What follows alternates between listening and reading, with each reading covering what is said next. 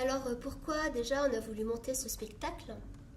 Parce que nous sommes en 2016 et que le Front populaire a aujourd'hui 80 ans et qu'on voulait se remémorer de ce que ça a généré particulièrement comme lutte et comme conquête sociale. Enfin, chaque comédien interprète plusieurs personnages. Il n'y a pas d'identification à un personnage. On peut par exemple très bien jouer un ouvrier, un fasciste, un personnage historique et passer de l'un à l'autre avec la même fluidité, la même facilité que les cartons changent et proposent des décors différents.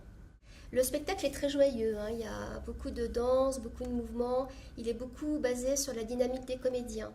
Alors, vous allez découvrir dans ce spectacle toute une série de personnages tout à fait attachants.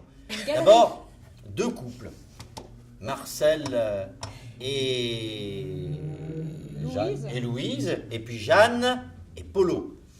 Voilà, donc ce sont deux couples d'ouvriers qui vont vivre avec allégresse toutes ces conquêtes, et puis ensuite évidemment la désillusion, mais on les retrouve ensuite en 1945, où évidemment les choses auront beaucoup changé. N'en dis pas trop. N'en dis pas plus. Mais nous découvrirons également Maurice Thorez et Léon Blum, qui sont quand même des figures charismatiques. On aura aussi une radicale socialiste qui est haute en couleur, comme vous pourrez le constater.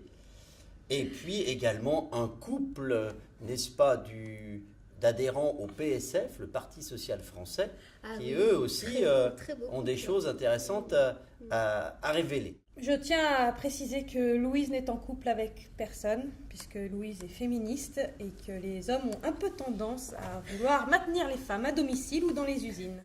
Mais elle n'est pas lesbienne pour autant. Ça te te regarde pas?